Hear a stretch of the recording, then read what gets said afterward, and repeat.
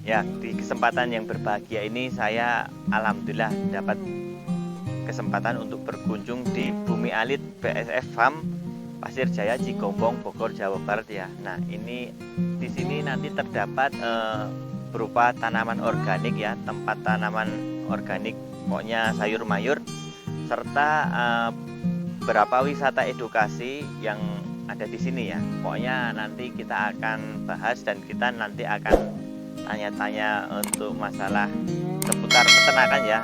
Soalnya di segmen Dolan Kandang ini nanti insya Allah kita akan berbagi tentang seputar peternakan, terus untuk berbagi ilmu tentang masalah ternak serta pengalaman tentang beternak ya. Nah pemirsa, selain itu kita juga alhamdulillah di sini kita dapat pesanan kandang, jadi kita masang kandang di sini sekaligus nanti kita wawancara dengan pengurus BSF Farm ini ya. Oke pemirsa, pokoknya jangan kemana-mana, tetap di channel Kandang Kambing Portable.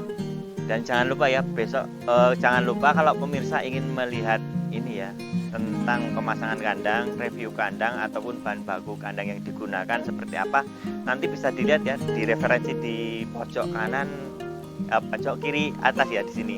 Nanti saya akan tampilkan di sini berbagai macam segmen seperti pemasangan kandang, review kandang, terus untuk ukuran kandang, bahan baku kandang, serta pengiriman kandang dan testimonial pemesanan kandang nanti ada semua di situ ya.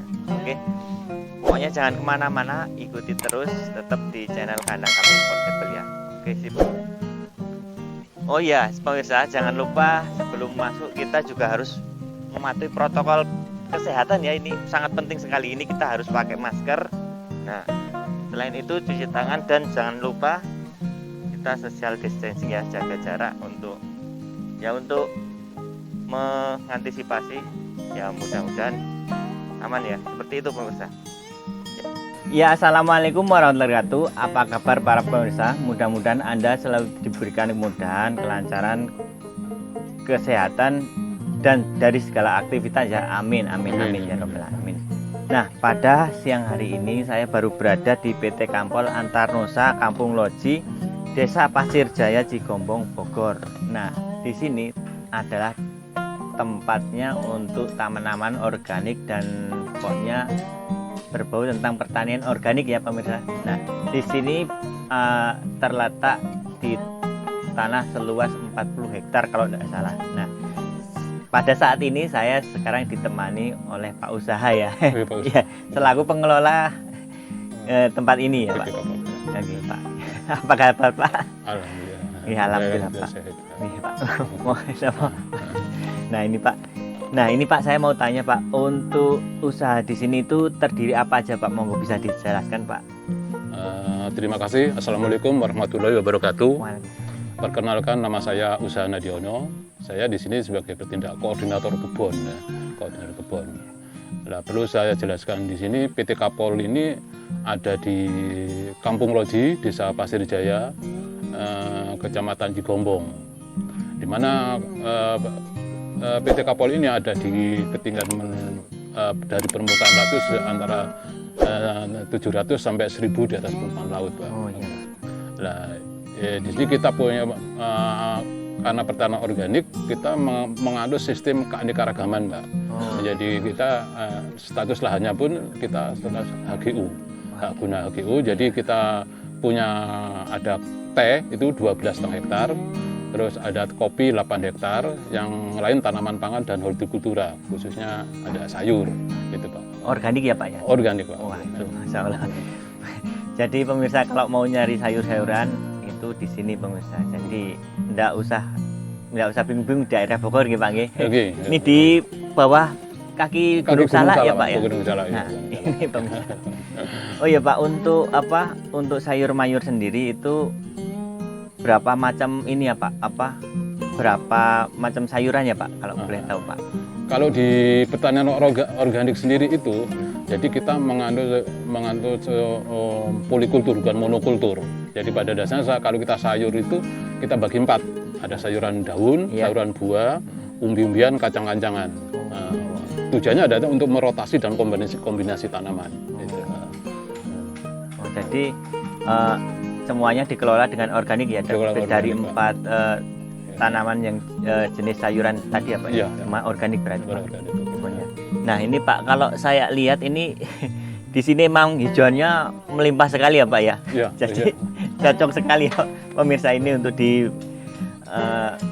dikasih sentra ternak juga sepertinya cocok sekali ya Pak ya. Iya. Hijauannya sangat subur Iya. sekali ya Pak. Iya. Nah ini. Nah kalau boleh tahu Pak, sekitar tahun berapa Pak untuk berdiri usahanya Pak? Sejarahnya itu Pak? Kalau PT Kapol sendiri berdiri tahun 1985. Sampai tahun 2006 itu pertanian konvensional umum. Nah, PT Kapol sendiri ke organik itu mulai tahun 2006 sampai sekarang. Dan kita sudah mendapatkan sertifikasi nasional yang ada di Kota Bogor. Oh iya Pak. Nah gini Pak, kalau masalah organik itu kan dengan pupuk kandang ya Pak? Betul. Apakah ada tempat pengolahan khusus untuk pembuatan pupuk kandang agar untuk sayur-sayur mayur ini? Apakah ada Pak untuk pengolahannya Pak? Ya, kalau kita bicara organik, Ya. tanah merupakan tanah sebagai sumber kehidupan. Ya, tanah merupakan sebagian besar hidup organisme. Langkah utama dan pertama dalam pertanian organik adalah kesuburan dan produktivitas tanaman. Oh iya Pak. Nah, makanya kuhi, kalau saya bilang itu kuhi ya, kotoran hewan itu sangat mutlak karena Pupuk alami. itu sebagai bahan dasar. Mustahil kita mendirikan suatu pertanian organik tanpa kuhi, tanpa kotoran hewan. Iya, Pak. Nah, karena di pertanian organik itu sebenarnya ya harus ada integrated. Harus ada pertanian, peternakan, perkebunan dan lain-lain. Dan lain-lain karena di samping tadi itu untuk pembuatan karena kuhi sendiri itu sebagai bahan dasar untuk kompos. Di samping itu urinya itu nanti mungkin kambing ini kita kita kumpulkan tuh urinya, kita fermentasi itu sebagai untuk bahan dasar untuk starternya gitu. Oke, supaya ya pemirsa, ya kebetulan Bapak pesen 2 unit kandang ya, baru dipasang di belakang ini ya 2 unit model koloni pemirsa. Nah ini jadi untuk rencananya itu untuk peternakan kambing atau domba ya Pak? Untuk komoditas apa Pak? Misalnya kambing atau domba apa gitu Pak?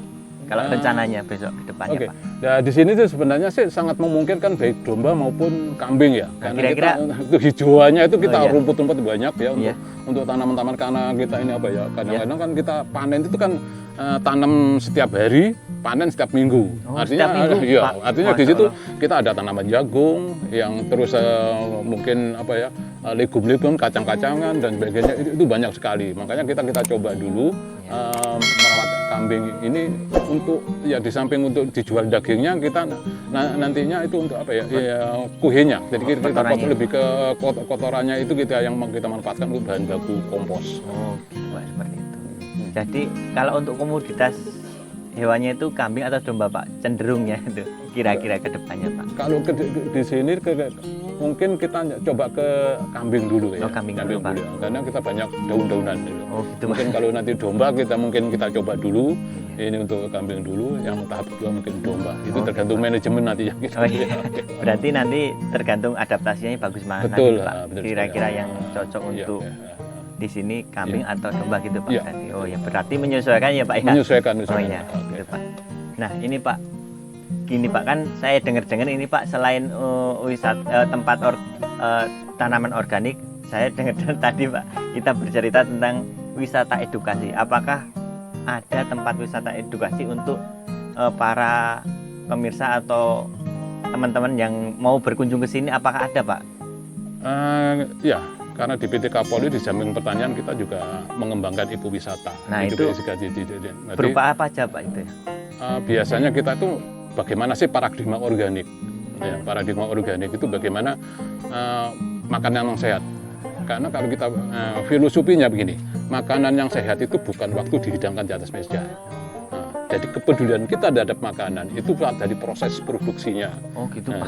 Jadi salah satu kuhi tadi itu Itu sebagai bahan dasar karena kita tanpa pestisida, tanpa pupuk buatan. Jadi semuanya yang ada di alam kita recycle lagi. Kita bergunakan bahan dasar sebagai kompos. Kita ada rumah kompos juga. Itu jadi di situ kita membuat kompos untuk kegiatan pertanian organik ini. Gitu. Oh, berarti di situ ada pengenalan untuk tanaman organik, terus untuk pembelajaran bagaimana cara merawat untuk tanaman organik seperti itu ada, Pak? Berarti? Betul.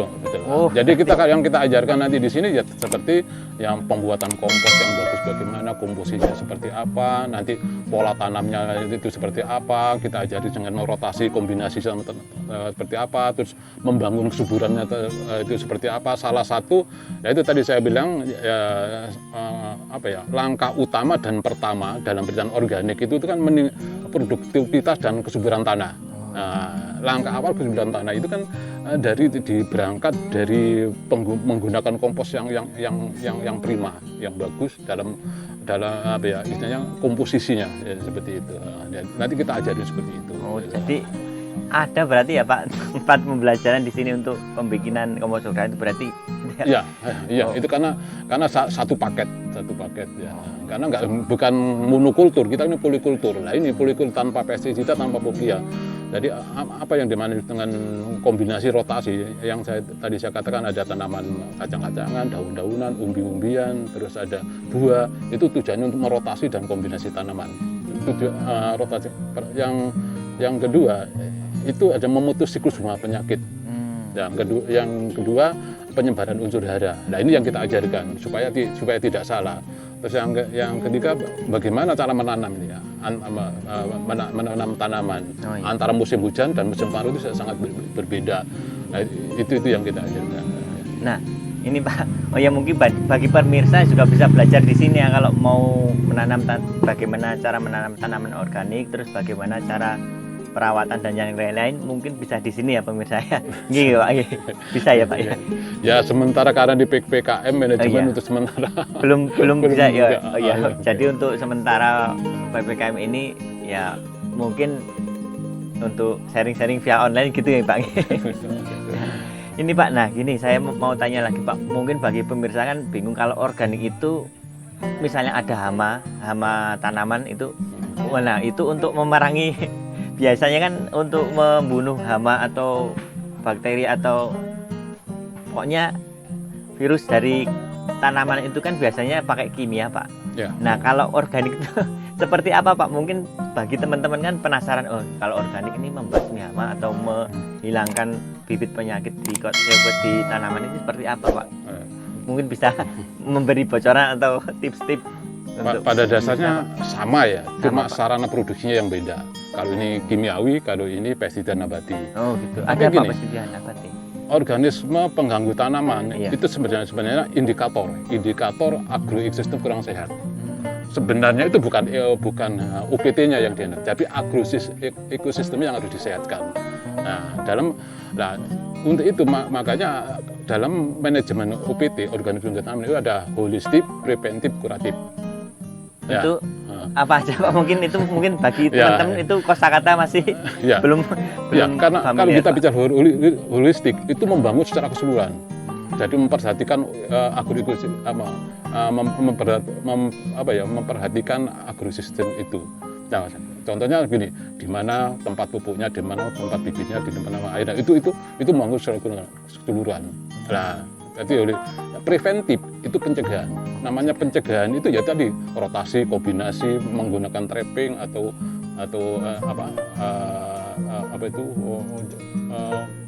trapping dan sebagainya. Itu ya rotasi, kombinasi itu yang penting tadi, yang tanaman tidak semamili tadi.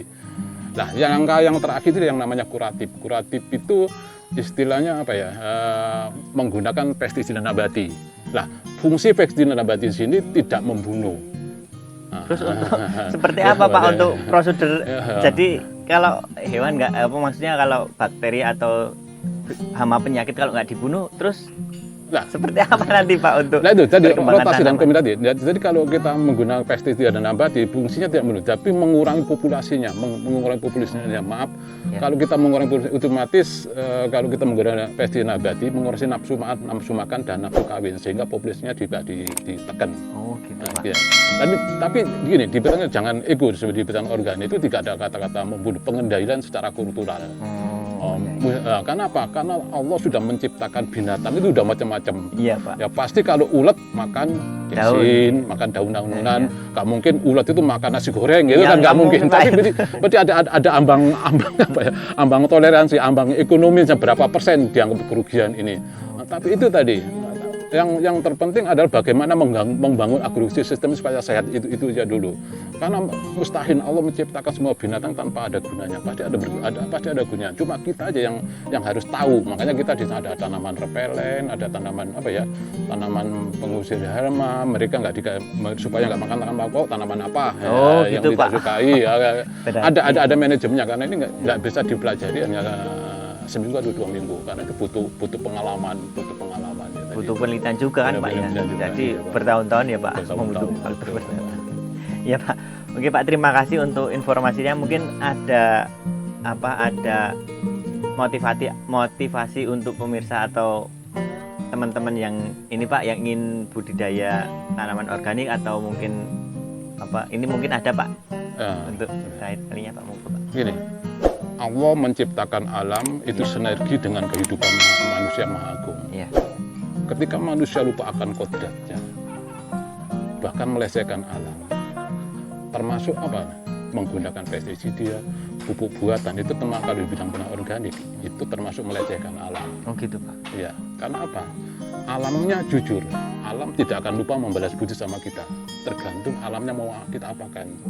Mau kita hijaukan, mau kita rusak, alam akan menjadi yang terbaik sama kita. Tergantung kita perlakuannya gitu ya Pak, sama alam baik atau organik atau enggak gitu ya Pak. Ya. Pertanian organik ini di pertanian yang berwawasan lingkungan, keanekaragaman hayati, kesehatan dan keamanan jangka panjang. Jadi jangka panjang, jadi organik jangka panjang. Itu. Ya, terima kasih Pak ya untuk motivasi dan saran untuk para pemirsa yang ingin budidaya tanaman organik ini. Mungkin bisa belajar via online dulu selama PSBB seperti ini ya Pak ya. Iya, terima kasih. Oke Pak, terima kasih Pak usaha. Sama-sama. Mudah-mudahan usahanya lancar, mudah-mudahan besok kambingnya juga sehat, lancar dan usahanya barokah ya Pak. Amin. Terima kasih Pak atas waktunya dan kesempatannya.